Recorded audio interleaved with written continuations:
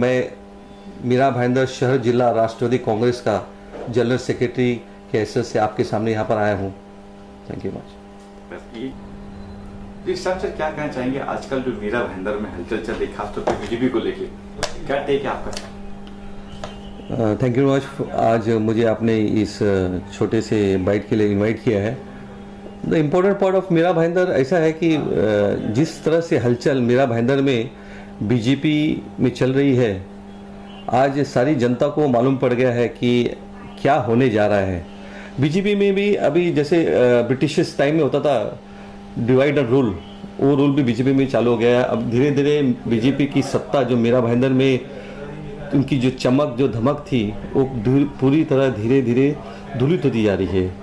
खास करके दो गुटों में बट जाना, एक हमारे एक्स एमएलए का गुट बनना और दूसरा यहाँ के जिला अध्यक्ष हेमंत मात्रे जी, जिनका डिवाइडेशन चंद्रकांत वैती, राजेश बिलानी, रवि व्यास, ये सभी एक और होना। और इसका लेटेस्ट एग्जाम्पल है आपके सामने कल हुई बीजेपी कार्यालय की ओपनिंग। कहीं ना कहीं बीजेपी के नगर सेवकों में आपस में भी गुटबाजी चल रही है और ये नगर सेवक दो विभागों में बट चुके हैं। अब ये आला कमान आते हैं वहाँ से और बीजेपी कार्यालय को ओपनिंग करते हैं। कहीं ना कहीं इनके एक्स एमएलए का नहीं जाना, उन्हें आमंत्रित नहीं करना, ये सभी चिंता का विषय है। और I believe in clean and neat faces. और आज के तारीख में बीजेपी में वो चेहरा मिलना बहुत ही मुश्किल हो गया है। आप तो जानते हैं कि यहाँ के एक्स एमएलए कई आरोपों से घिरे हुए, लेकिन कुछ साबित हुए, कुछ साबित नहीं हुए। लेटेस्ट अपडेट मेरे पास आज भी आया है, मैंने टाइम्स सिटी का देखा है, मैं आपको दिखाना चाहता हूँ। टाइम्स सिटी का इसमें आया हुआ है, जो मेरे व्हाट्सएप में आया है एक फाउंडेशन की तरफ से। वहाँ पर क्लियर कर दिखाया है, case against ex MLA for club on mangrove shifted to EOW। ये भी एक करप्शन का विषय है, ये भी जांच का विषय है। लेटेस्ट उन्हीं की पार्टी की गुटबाजी से आया हुआ है, जहां पर लिखा गया है क्या भाजपा जिला अध्यक्ष पद से हेमंत मात्रे निलंबित होंगे, आगे क्वेश्चन मार्क लगा हुआ है। तो ये इनकी आपस की गुटबाजी का एक नतीजा है। और कहीं ना कहीं यहाँ जनता धीरे धीरे पता चल चुका है कि बीजेपी में क्या होने वाला है। और मैं तो बिलीव करता हूँ कि एक अच्छा चेहरा आना चाहिए और अच्छे लोगों को एक संधि मिलनी चाहिए। और बीजेपी की जो कार्यकाल में अब इसका जो कमल जो है धीरे धीरे मीरा भाईंदर में मुरझित है। एक व्यक्ति ने जो आज के 10 साल पहले यहाँ के कुछ नगर सेवक को भ्रमित करके धीरे धीरे कांग्रेस और राष्ट्रवादी कांग्रेस के अच्छे नगर सेवक जो अच्छी तरह से पूरी सहनशीलता के साथ काम करते थे, उन्हें डिवाइड रूल से डिवाइड करके अपने साथ लेके गया। आज वही नगर सेवक उसके विरोध में जाकर पक्ष पार्टी को बदल रहे हैं और धीरे धीरे कांग्रेस और राष्ट्रीय कांग्रेस की तरफ से फिर उनकी घर वापसी हो रही है। तो ये एक गिव एंड टेक का रूल हो गया है। जैसे वक्त का तकाजा होता है, आदमी को कहीं ना कहीं वो रिफंड मिलता है। आज उन्हें बीजेपी को रिफंड मिलने लगा है। और जहां तक बात रही है एनसीपी की, एनसीपी में आज जो भी हो रहा है, जो भी एनसीपी आज जो दौर पे चल रही है, आज हमारी घड़ी एक अच्छे मुकाम पे है और इनका जो माहौल हमारा जो बना हुआ है मीरा भाईंदर में बहुत अच्छी तरह है। लेकिन आज वहाँ भी आप बोलते हैं, मैं मानता हूँ वहाँ भी गुटबाजी हो रही है, ऐसी नहीं है, लेकिन इसका कहीं ना कहीं एंड जरूर होगा। हमारे आला कमान ने इस पर सोचा है। लेकिन मैं ये चाहता हूँ कि हर एक आदमी का एक ट्रैक रिकॉर्ड होना चाहिए। ट्रैक रिकॉर्ड होना बहुत जरूरी है। क्यों? आज जिस तरह से अंकुश मालूसरे जी का नाम हमें यहाँ पर जिला अध्यक्ष पद के लिए हमारे आला कमान से आया हुआ है, नो डाउट आला कमान के निर्णय का हम स्वागत करते हैं, लेकिन इस व्यक्ति के बारे में भी जानना बहुत जरूरी है। क्या होता है कि पिछले 1983 से मेरा सफर है मीरा भाईंदर में, मैंने कई लोगों को नजदीक से देखा हुआ है और मैं इस व्यक्ति के बारे में भी आपको ट्रैक रिकॉर्ड्स की स्क्रूटनी बताता हूं कि मैंने देखा है जब गिलबर्ट सेठ जी यहाँ पर आमदार थे और गणेश नाइक जी खासदार थे, उस वक्त भी ये व्यक्ति वहाँ पर राष्ट्रवादी कांग्रेस में अंकुश मालूसरे थे। सडनली एक वक्त ऐसा आया कि कुछ एक हफ्ते में इन्हीं वहाँ पर भी एक ऐसी समस्या है कि इन्हीं युवा अध्यक्ष पद के लिए आमंत्रित किया गया था, उनकी नियुक्ति हो गई थी और सडनली एक हफ्ते के अंदर गिलबर्ट से नाराज हो गए थे और इनके सारे बैनर, सारे होल्डिंग, इनको इमीडिएट सारे पदों से ये अंकुश मालूसरे जी को निकाल दिया गया था। ये स्क्रूटनी आप भी कीजिए, आप तो पत्रकार है, आपको ये मालूम पड़ेगा। पिछले 15 साल पहले की बात बताता हूँ मैं, ये इसमें सच्चाई है। और इसी व्यक्ति ने कुछ नाराजगी दिखाकर अपनी खुद की संगठन बनाई जिसका नाम है Nirbhay Bharat. He was not success there also. बाद में ये धीरे धीरे इनका देखिए, इनकी अपॉर्चुनिटीज देखिए, वक्त का कैसे ये पकड़ते ये ऐसे व्यक्ति कि इन्होंने कांग्रेस का दामन थामा। कांग्रेस में उस वक्त सावंत जी थे, Arvind Sawant, I think so. Arvind Sawant कुछ महीने में उनका पद पर जाने वाला था, इनको कांग्रेस का अध्यक्ष बना गया। Within 1 year he escaped from there. हाँ, जरूर कुछ ना कुछ तो इसमें जांच की विषय है, जो कांग्रेस से निकाले गए या छोड़े गए, छोड़ने के बाद ये कहाँ गए, कहे गए। और देखिए, आला कमान तो हर सही निर्णय लेता है, लेकिन आला कमान तक किस व्यक्ति के बारे में क्या मैसेज पहुंचता है वो गुमराह का विषय भी हो सकता है।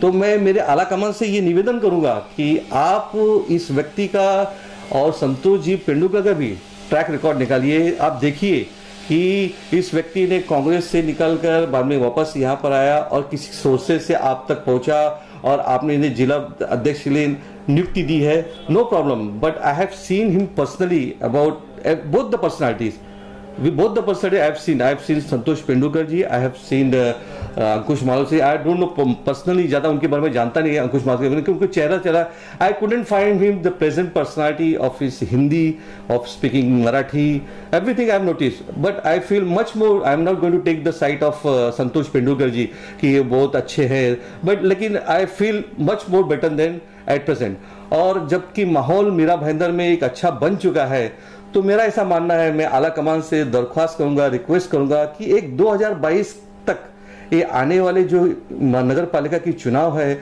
संतोष पेंडुलकर को कंटिन्यूशन रखा जाए।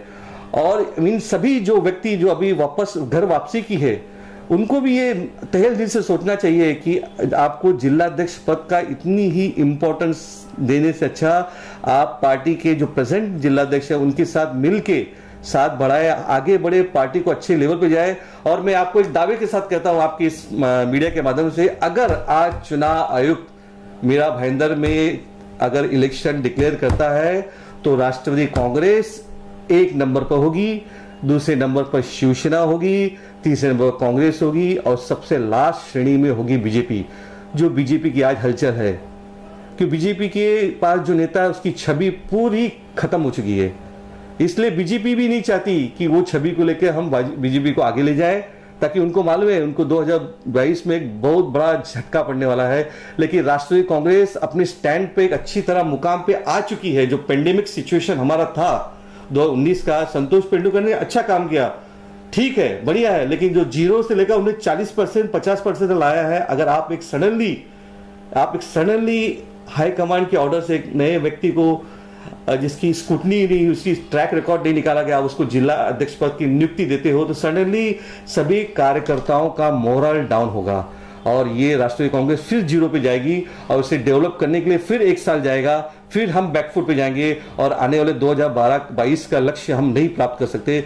तो मैं आदरणीय शरद चंद्र पवार जी से और हमारे दादा जयंत दादा पाटिल से और हमारे होम गृह मिनिस्टर जो हमारे जितेंद्र आव्हाड जी है, उनसे भी निवेदन करता हूं कि इस चीज की बारीकी से स्क्रूटनी की जाए, रेफरेंस देना और उन पर अव्वल करना और उनकी स्क्रूटनी करके जो वाजिब लगे, जो एकदम सही लगे।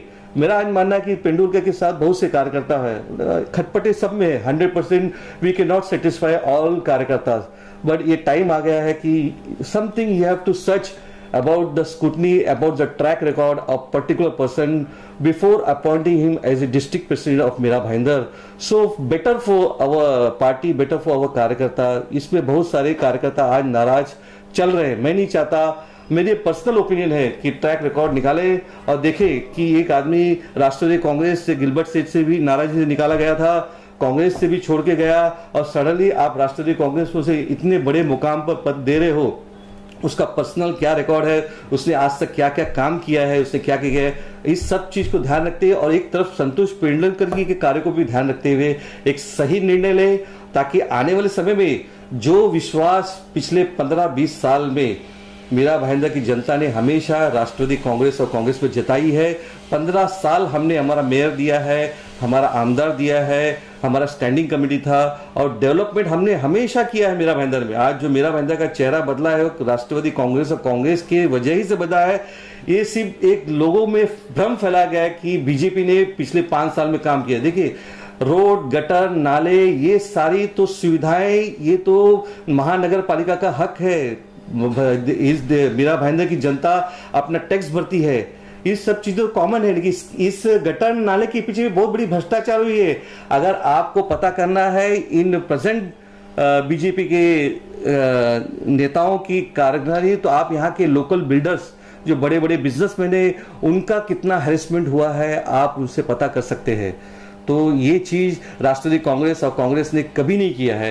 राष्ट्रवादी कांग्रेस ने काम किया है, सबको लेके चला है, और वो 15 साल का सत्ता फिर आने वाला है। मुझे पूरा विश्वास है कि 2022 में कहीं न कहीं महाविकास आघाड़ी का सरकार फिर से आएगा। उसके लिए एक अच्छा जिलाध्यक्ष की नियुक्ति होना बहुत जरूरी है। मैं पर्सनली किसी से रिवेंज नहीं ले रहा हूं, लेकिन एक बात मैं कहना चाहूंगा आपके माध्यम से कि please please and please, it's a small request to my all big leaders of Maharashtra, please look into the matter and find out what is the real fact behind why the Karyakartas are upset.